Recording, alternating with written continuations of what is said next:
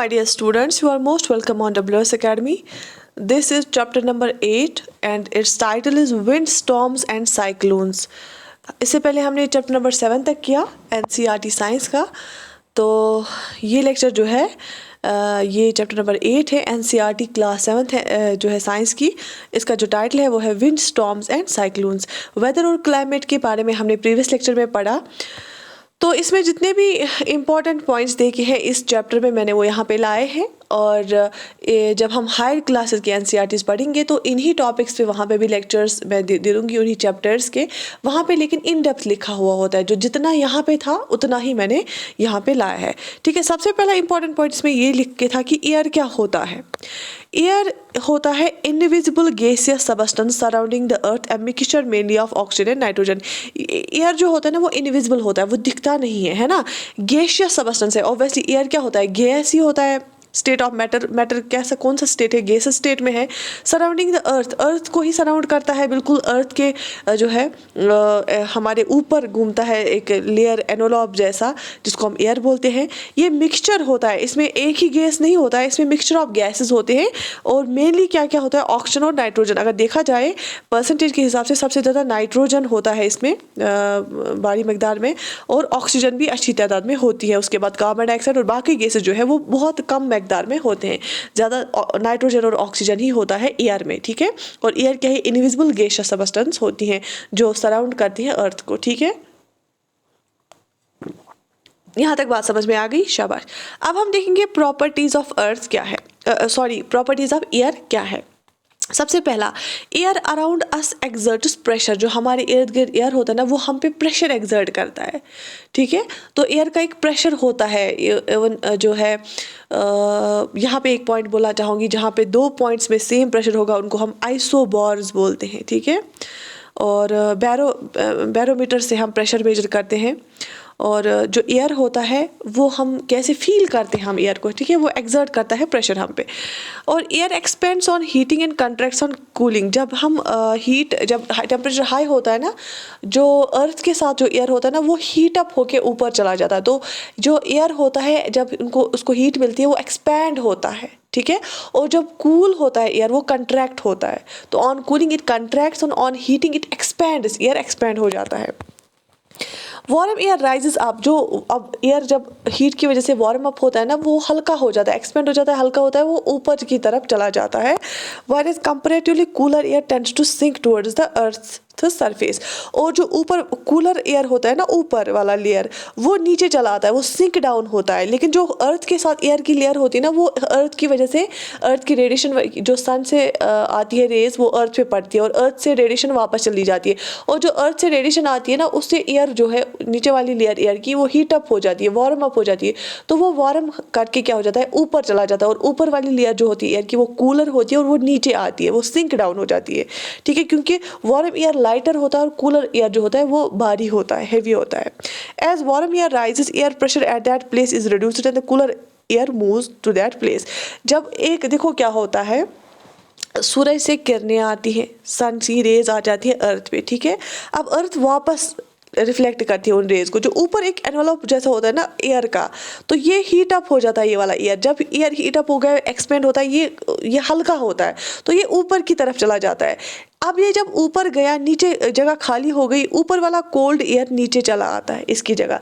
क्यों, जब ये वाला एयर ऊपर चला जाता है, जब एयर ऊपर चला जाता है तो एयर का प्रेशर यहाँ पे कम होता है।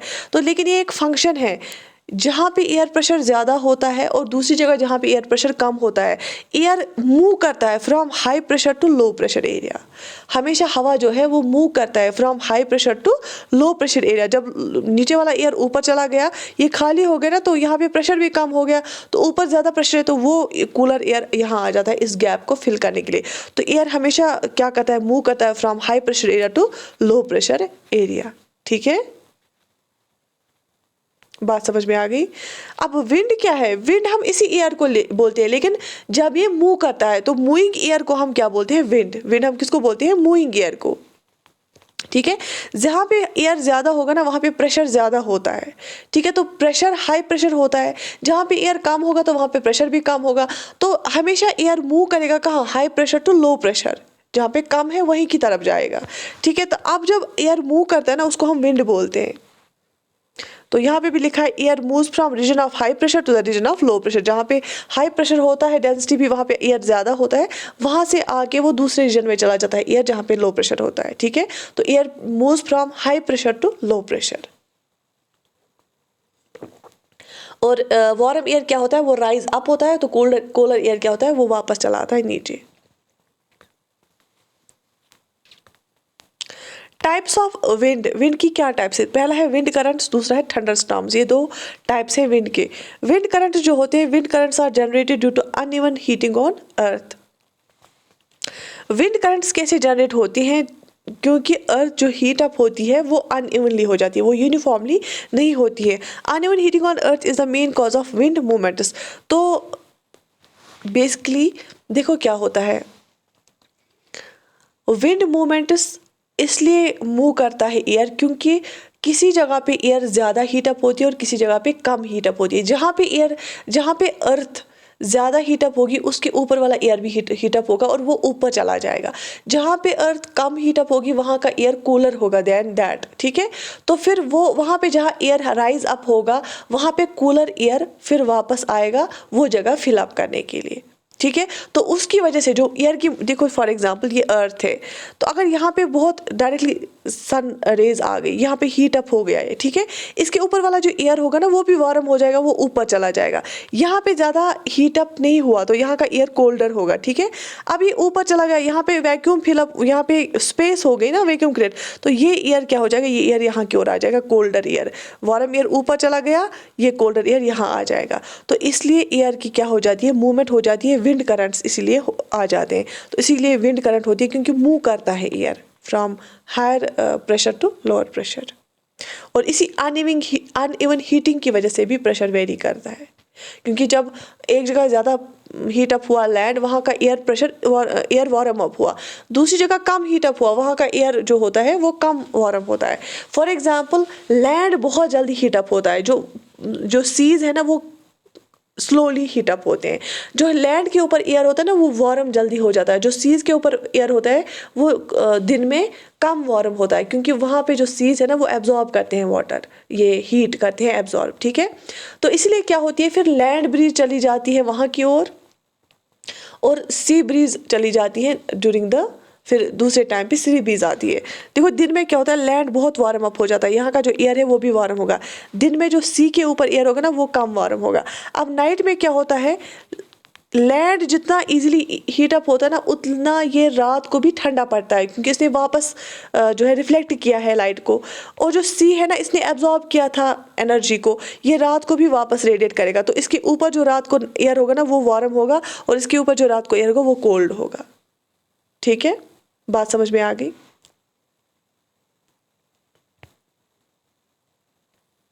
शाबाश। अब थंडर स्टॉर्म्स क्या होते हैं, storms with thunder and lightning along with the rain. तो उसमें क्या होता है, लाइटनिंग होती है, पहले थंडर होती है आवाज़, लाइटनिंग होती है और फिर बारिशें पड़ती हैं। Wind is carrying water vapour bring rain.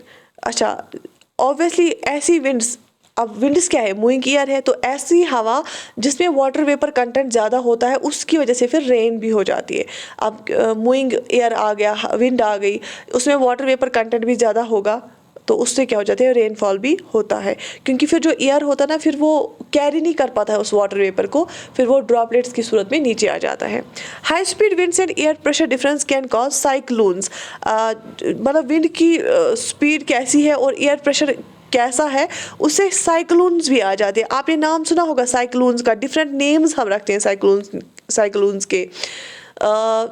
देखो यहाँ पे ये इंडिया है, यहाँ से अरेबियन सी है और यहाँ से बे ऑफ बंगाल है, ठीक है, दोनों वाटर बॉडीज़ है, और यहाँ से इंडियन ओशन है ना। तो यहाँ पे भी साइक्लोन्स आ जाते हैं और यहाँ से भी साइक्लोन्स आ जाते हैं। और वो साइक्लोन्स क्या हो जाते हैं, यहाँ ये जो कोस्टल एरियाज है ना, इसको डिस्ट्रक्ट करते हैं, तूफानी वो लहरें उठती हैं उससे, ठीक है। तो और उसमें जो होते हैं वाटर सिस्टम्स होती हैं, तो वो भी इसी वजह से होता है, जब प्रेशर डिफरेंस हो जाता है और विंड्स की स्पीड हाई होती है, उस वजह से फिर साइक्लोन्स आ जाते हैं। तो ये हम साइक्लोन्स इन डिटेल हमें 11th की एनसीईआरटी में समझना है, ये सारा कुछ वेदर सिस्टम वहाँ पे रिपीट होगा। It has become easier to monitor cyclones with help of advance technology like satellites and radars. और आजकल अगर जो इंडियन मेट्रोलॉजिकल डिपार्टमेंट है IMD, वो जो है एडवाइजरी लॉन्च करता है वीक्स से पहले, कुछ दिन पहले ही कोस्टल एरियाज़ के रहने वालों को कि साइक्लोन आने वाला है। उससे क्या हो, जब से टेक्नोलॉजी डेवलप हुई तब से क्या हो गया, लॉस ऑफ लाइव्स कम हो गए, लॉस ऑफ प्रॉपर्टी भी कम हो गए। ठीक है, क्योंकि आजकल हम सैटेलाइट्स और राडार्स इस्तेमाल करते हैं ये जानने के लिए कि साइक्लोन्स के कितने चांसेस हैं। Self help is best help. Therefore, it is better to plan in advance and be ready with defense against any approaching cyclone. तो इसीलिए ये ज़्यादा बेहतर है कि अगर हम पहले ही तैयारी करें। ये सब कुछ आता है डिज़ास्टर मैनेजमेंट में, क्योंकि डिज़ास्टर मैनेजमेंट में बोला जाता है कि अगर हम अलर्ट रखें लोगों को और एडवाइजरी पहले ही दें, उससे क्या हो जाएगा, नुकसान कम से कम हो जाएगा और लोग भी बच जाएंगे। क्योंकि कोस्टल एरियाज़ में जब साइक्लोन्स की वजह से जो है डिस्ट्रक्शन हो जाती है, उससे बहुत ज़्यादा नुकसान होता है। आप न्यूज़ में भी सुनते होंगे कि साइक्लोन की वजह से इतने सारे लोग मारे गए, साइक्लोन की वजह से रिहैबिलिटेशन प्रोसेस अब चल रहा है। The following flow chart will help you to understand the phenomena that lead to the formation of clouds and falling of rain and creation of storms and cyclones. ये flow chart basically होता है NCERT की book में, वो हमने यहाँ पे नहीं लाया है क्योंकि ये हमें 11th वाली NCERT में वेदर और क्लाइमेट बिल्कुल इन डिटेल में आपको समझाऊंगी। लैंड ब्रीज कब जाती है, सी ब्रीज कब आ जाती है, फिशरमैन को किससे फ़ायदा मिलता है, फिशरमैन किस कैसे ब्रीज का जो है लैंड ब्रीज और सी ब्रीज का हेल्प लेके वो अपना जो है कारोबार करते हैं, वो मैं आपको सिखाऊंगी। साइक्लोन बनता कैसे, उसको कैसे बीच में आई बनती है और उसमें कैसे लो प्रेशर होता है, सारा कुछ मैं आपको उस वाले NCERT के थ्रू समझाऊंगी। ठीक है, यहाँ पे आपको मेन चीज़ें याद रखनी है और थोड़ा सा ब्रश अप करना है आइडियाज़ को, वो मैंने आपको कराया। इसके बाद जो नेक्स्ट चैप्टर है, चैप्टर नंबर 9, यहाँ पे वो है सॉइल के बारे में। देखो सॉइल, इसमें सबसे पहला इंपॉर्टेंट पॉइंट क्या दिखा है, soil is the upper most crust that covers the earth. It is the mixture of rock particles and humus. Basically earth के 3 पार्ट्स होते हैं, एक होता है क्रस्ट, उसके बाद होता है मेंटल, उसके बाद होता है कोर। अब आउटर जो पार्ट होता है ना उसको हम क्रस्ट बोलते हैं और उसके बाद मिडल वाला होता है मेंटल। ठीक है, और उसके बाद इनर वाला क्या होता है, कोर होता है। तो क्रस्ट, मेंटल और कोर 3 पार्ट्स होते हैं इसके, किसके, अर्थ के। तो जो अपर मोस्ट क्रस्ट होता है ना, जो अर्थ को कवर करता है, उसको हम सॉइल बोलते हैं। और जो ये क्रस्ट होता है ना, ये क्या होता है, बेसिकली जो अर्थ में रॉक्स है ना, पेरेंट रॉक्स, वही रॉक जब टूट जाती है ना, छोटे छोटे पार्टिकल्स बनते हैं, वही सॉइल बनाते हैं और उसमें ह्यूमस मिलता है। ह्यूमस मतलब जो ऑर्गेनिक मैटर होता है, इसमें प्लांट्स के कुछ पार्ट्स डेड डिके होके, एनिमल्स के पार्ट्स डिके होते। ठीक है, तो इस सॉइल में क्या होता है, basically mixture of rock particles होता है और ह्यूमस होता है इसमें। ठीक है, जितना ह्यूमस होगा उतनी सॉइल जो है ताकतवर होती है। Soil is important for life on earth. Obviously अगर सॉइल नहीं होगी तो इतने पेड़ पौधे कहाँ से होंगे, तो लाइफ भी पॉसिबल फिर नहीं होगी। अब फॉर्मेशन ऑफ सॉइल के बारे में कुछ लिखे यहाँ पे है। Soil is formed by weathering and disintegration of parent rocks. हमारे पास जो बड़ी बड़ी रॉक्स होती है ना, जब बारिशें बहुत ज़्यादा होती है तो ये टूट जाती है रॉक्स। फिर क्या हो जाता है, फिर कोई विंड बहुत ज़ोर से आ जाती है तो ये पार्ट अलग हो जाता है, वो पार्ट अलग हो जाता है। ठीक है, तो सॉइल कैसे बनती है, जब पेरेंट रॉक क्या हो जाता है, डिसइंटीग्रेट हो जाता है, वेदरिंग होती है पेरेंट रॉक की, टूट जाता है पेरेंट रॉक, वहाँ से छोटे छोटे पार्टिकल्स हमें मिलते हैं, तो उसी से क्या बनता है, तो उसी से सॉइल बनता है। ठीक है, physical weathering is degradation of rocks by physical agents like water, ice, wind, sun etcetera. तो फिजिकल वेदरिंग क्या होता है, फिजिकल वेदरिंग एक तो होती है केमिकल वेदरिंग और दूसरा होता है फिजिकल वेदरिंग। फिजिकल हो गया कि जैसे बहुत रेनफॉल बहुत ज़्यादा हो गया, उनमें पानी जमा हो गया, उसकी वजह से पानी रॉक में जज़ब होके रॉक जो है कमज़ोर पड़ गई, या आइस जमा हो गया, टेम्परेचर इतना कम हो गया रात को, उसको आइस बना, फ्रीज हो गया, फिर दिन में फिर से वो खुल गया। ठीक है, तो फिर ब्रेक डाउन हो जाता है, फिर विंड आ गई, उसने उस रॉक को ब्रेक डाउन किया, उन छोटे छोटे टुकड़ों को उठा के दूसरी जगह फेंका, उनको और टुकड़े हो गए। ठीक है, तो इन चीज़ों की वजह से जब वेदरिंग होती है, जब एक बड़ी रॉक छोटे छोटे टुकड़ों में बढ़ जाती है, उसको हम फिजिकल वेदरिंग बोलते हैं। अब chemical weathering is chemical decomposition of rocks. Chemical weathering हो गया जब केमिकली ये डिकम्पोज हो जाएंगे रॉक्स, बिल्कुल ये छोटे टुकड़ों में आ जाएंगी, लेकिन केमिकल एक्शन के द्वारा। Biological weathering is decomposition of parent rock by bacteria and micro organisms. Biological weathering क्या होती है, ये 3 तरह की होती है। एक तो फिजिकल वेदरिंग होती है, जो ज़ोरदार हवाएं आई, उसने पत्थर उठाया और फेंका किसी और, वो पत्थर टूट गया। उसके बाद केमिकल वेदरिंग होती है, केमिकल डिकम्पोजिशन होता है, अंदर ही डिकम्पोजिशन हो जाता है। बायोलॉजिकल वेदरिंग होती है जब फंगाई और बैक्टीरिया एक पेरेंट रॉक को ऐसे माइक्रो ऑर्गेनिज्म रॉक पे आ जाएंगे और उसको तोड़ेंगे, उसको हम बायोलॉजिकल वेदरिंग बोलते हैं। अच्छा, सॉइल प्रोफाइल क्या होता है? It is the vertical section of soil from the ground surface to the parent rock. Soil profile is section through different layers of soil, various layers are called horizons. Soil profile हम बोलते हैं ना, soil profiling होता है, जैसे ये ज़मीन होती है ना, ऐसे जब हम काटते हैं बीच में, अब यहाँ पे देखो, अगर हमने ऐसे काटा बीच में, इस ज़मीन को ऐसे काटा, ठीक है, अब नीचे है पेरेंट रॉक, उसके ऊपर होता है पेरेंट रॉक का थोड़ा सा तोड़ के, उससे थोड़ा सा थिन वो लेयर होती है। उसके बाद उससे भी थोड़ा सा क्या होगा, पतला एक लेयर होगा। उसके बाद ऊपर टॉप मोस्ट जो होता है ना, वो फर्टाइल होता है, उसमें ह्यूमस ऐड होता है, वो फर्टाइल लेयर होता है। पेरेंट रॉक तो बिल्कुल रॉक होता है, उसके बाद जो होता है वो फर्टाइल नहीं होता, उसके बाद थोड़ा सा और फर्टाइल होता है, जो टॉप मोस्ट है वो फर्टाइल होती है। तो ये जो एक लेयर ऑफ रॉक्स हम देखते हैं ना, डिफरेंट हॉरिजन्स हम इनको बोलते हैं, ए हॉरिजन, बी हॉरिजन, सी, ठीक है, डिफरेंट हॉरिजन्स हम इनको बोलते हैं, HORIZONS हॉरिजन्स, ठीक है। इसको हम बोलते हैं सॉइल प्रोफाइल। क्या बोलते हैं? Soil profile. Constituents of soil क्या होते हैं? Soil consist of both living and non living matter, these constituents make the soil fertile. Constituents of soil क्या होते हैं? सॉइल में होते हैं लिविंग और नॉन लिविंग मैटर, ठीक है। इन्हीं कॉन्स्टिट्यूएंट से सॉइल क्या बनता है? फर्टाइल बनता है। इन्हीं कॉन्स्टिट्यूएंट से सॉइल क्या बनता है? फर्टाइल बनता है। क्यों? क्योंकि जैसे माइक्रो ऑर्गेनिजम्स, जैसे अर्थ वर्म्स होती है, अर्थ वर्म्स भी फर्टिलाइजर होती है इसमें, सॉइल में वो एरेशन करती है सॉइल की। या प्लांट वो डिके होता है, प्लांट में होती है बहुत सारे कार्बोहाइड्रेट्स, बहुत सारे मिनरल्स, वो जो फिर सॉइल के साथ मिल जाते हैं। या डेड एनिमल मैटर होता है, उसमें मिनरल्स, वाइटामिन, प्रोटीन्स होते हैं, वो फिर भी मिलते हैं सॉइल के साथ, और वो ऐड होता है इसमें, जितना भी मैटर होता है उससे सॉइल बनती है फर्टाइल, और उस फर्टाइल सॉइल में हमारा जो कल्टीवेशन है बहुत अच्छा होता है। टाइप्स ऑफ सॉइल, सॉइल की डिफरेंट टाइप्स होते हैं। कुछ सॉइल क्लेई होती है, कुछ लोमी होती है, कुछ सैंडी होती है। ऐसी भी आपने सॉइल देखी होगी जो जिसमें रेत होगा, रेतीली होगी, जिसमें रेत ज़्यादा होगी। कुछ ऐसी सॉइल होती है जो वेट टाइप होती है, और कुछ ऐसी होती है जिसमें कंकर ज़्यादा होते हैं, ठीक है। तो डिफरेंट टाइप्स ऑफ सॉइल होते हैं, क्लेई, लोमी और सैंडी, ठीक है। सैंडी सॉइल जो होती है ना, इसमें सॉइल पार्टिकल्स का डायमीटर होता है 0.2 to 2.0 mm। इसमें अराउंड तकरीबन 60% सैंड होता है और कुछ क्ले भी होता है। It has a very low water retention capacity, it is not rich in humus. जो सैंडी सॉइल होती है ना, उसमें वाटर रिटेंशन कैपेसिटी, मतलब ये एब्जॉर्ब ज़्यादा वाटर नहीं करती है, ये जल्दी ही क्या हो जाती है, जब हम इसमें वाटर डालते हैं तो वेट भी हो जाती है और जल्दी ही वाटर भी इसमें ख़त्म हो जाता है। ये रिच नहीं है ह्यूमस में, ये रिच नहीं है, ये फर्टाइल नहीं होती है ज़्यादा। क्ले सॉइल जो होती है ना, इसमें जो है सॉइल पार्टिकल्स का डायमीटर होता है less than 0.2 mm। It has an excellent water retention capacity and air circulation is sufficient. इसमें एक तो एयर सर्कुलेशन भी होता है और वाटर रिटेंशन कैपेसिटी भी ज़्यादा होती है। जो सैंडी सॉइल होती है ना, इसके पार्टिकल्स बड़े बड़े होते हैं, सैंड पार्टिकल्स, और जो क्ले सॉइल होती है ना, इसके पार्टिकल्स छोटे होते हैं। और जो क्ले सॉइल होती है उसमें वाटर रिटेंशन कैपेसिटी ज़्यादा होती है, ये पानी अपने में एब्जॉर्ब जज़ब करती है। फिर अगर हमारे पास पानी होगा भी नहीं अवेलेबल तो इसमें ये कोई प्रॉब्लम नहीं आती है, और एयर सर्कुलेशन भी इसमें सफिशेंट है। जो लोमी सॉइल होती है, it contains a good mixture of sand, clay और ह्यूमस। जो लोमी सॉइल होती है ना, इसमें मिक्सचर ऑफ तीनों होता है, सैंड भी होता है, क्ले भी होता है, ह्यूमस भी होता है। इसका भी it has a good water retention capacity, air circulation sufficient. इसमें भी वाटर रिटेंशन कैपेसिटी अच्छा होता है, और जो है एयर सर्कुलेशन भी अच्छा होता है। Percolation rate of water is different in different types of soils. It is highest in sandy soil and least in clay soil.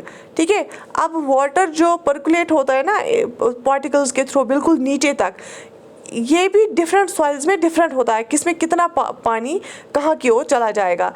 इसका जो परकुलेशन रेट है ना, वो सैंडी सॉइल में ज़्यादा होता है as compare to clay soil. Clay soil absorb करती है, लेकिन सैंडी सॉइल में डायरेक्टली वो फ्लो होता है उस वाटर का। Different type of soils are used to cultivate different types of crops. Obviously एक तरह के सॉइल में ज़्यादा एक क्रॉप उगेगा और दूसरी तरह की सॉइल में ज़्यादातर दूसरा क्रॉप उगेगा। Clay and loam are suitable for growing wheat, gram, paddy, cotton is grown in sandy loam soil. ठीक है, जैसे बोलते हैं कि क्ले और लूम सॉइल में ज़्यादातर क्या होता है, वीट, ग्राम और पैडी कल्टीवेट होती है, और कॉटन ग्रो होता है ज़्यादातर सैंडी लूम सॉइल में। आपने देखा होगा कॉटन सबसे ज़्यादा महाराष्ट्र और गुजरात में उगता है, क्योंकि वहाँ पे रिगर सॉइल है। रिगर सॉइल हम ब्लैक सॉइल को भी बोलते हैं, ठीक है, उसमें भी वाटर रिटेंशन कैपेसिटी अच्छी होती है, और उस रिगर सॉइल में जो है कॉटन उगता है।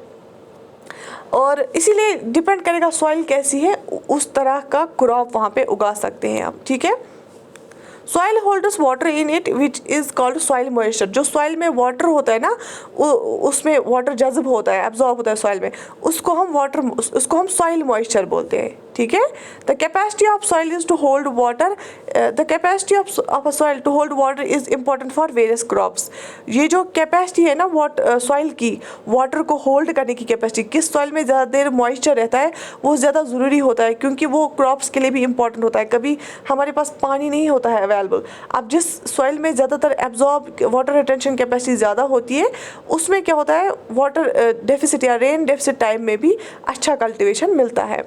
Clay soil is used to make pots, toys और स्टैचूज। जो क्ले सॉइल होते हैं ना, उससे हम क्या बनाते हैं, वो बर्तन, पॉट्स बनाते हैं, टॉयज वो मिट्टी के खिलौने बना सकते हैं, और स्टैचूज हम बना सकते हैं, पुतले भी बना सकते हैं। ठीक है, तो ये था सॉइल वाले चैप्टर में। आज हमने 2 चैप्टर्स किए, चैप्टर 8 और चैप्टर 9। आई होप कि आपको रिवाइज हुआ होगा बहुत सारे कॉन्सेप्ट्स का, और बहुत सारी चीज़ें आपने याद भी रखी होगी। ठीक है, तो इसकी साइंस लेक्चर्स की बहुत ज़्यादा डिमांड आती है बच्चों की तरफ से, तो इसलिए कंटिन्यू करना पड़ता है इसको, एनसीईआरटीज़ को। मैं चाहती हूँ कि कोई भी एनसीईआरटी हम स्किप ना करें।